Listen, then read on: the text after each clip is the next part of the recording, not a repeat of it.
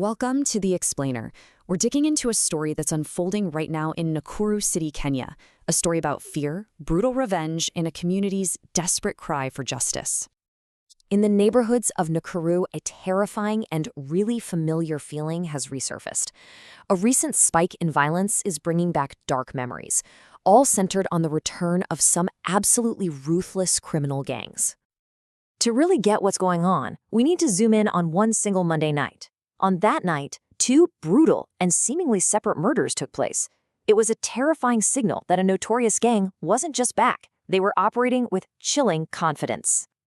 Now, to understand the fear gripping the city, we have to hear one family's story. And it all starts with a phone call, the kind of call that no parent should ever have to receive. This is Jackson Rogers. We only know the horrifying details of his last hours because his mother, Sahari Diondi, bravely shared his story. See, Jackson was trying to leave a very dangerous past behind him, but that past, well, it caught up with him in the most brutal way imaginable. Just listen to these words. This is what was said to Jackson's mother. The call came from her son's own phone, but it wasn't him on the other end. It was his killer, speaking just moments after he had taken Jackson's life. So let's just walk through how this happened. It was a calculated, brutal trap. The gang had taken his phone and used it as bait, telling him to come and get it. When he showed up, they ambushed him, forcing him into a car.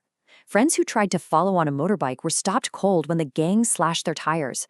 And inside that car, Jackson was stabbed repeatedly. His body was then just dumped.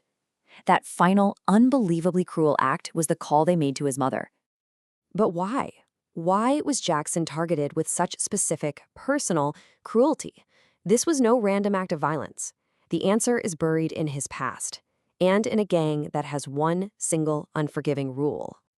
You see, Jackson was a former member of the Confirmed Gang, a group that's notorious for its brutality. In their world, loyalty is everything, and leaving? That's not a choice. It's a betrayal, and it's a betrayal that's punishable by death. And this right here shows you their unforgiving logic in action. After getting arrested in 2022, Jackson decided he was done. He moved away to start over, but the gang, they never let him go. His family says that every single time he came back to Nakuru to visit, they hunted him. On the night he was killed, a group of 15 of them reportedly showed up at his family's home looking for him. But Jackson's murder wasn't just some targeted act of revenge. No, it was just the beginning of a violent spree that would tear apart another family on the very same night. So while Jackson's family was finding his body, the same gang was already striking again in a nearby neighborhood. Their victim this time was an 18-year-old Henry Ong'ae, a young man just starting his adult life. They chased him down, tripped him, and stabbed him several times in the neck. So you have two different victims, two different locations, all caught in one night of terror orchestrated by the same exact group. With two murders in one night and a known gang operating so openly, the community is just overwhelmed with grief and with anger. And they're all asking one very direct question.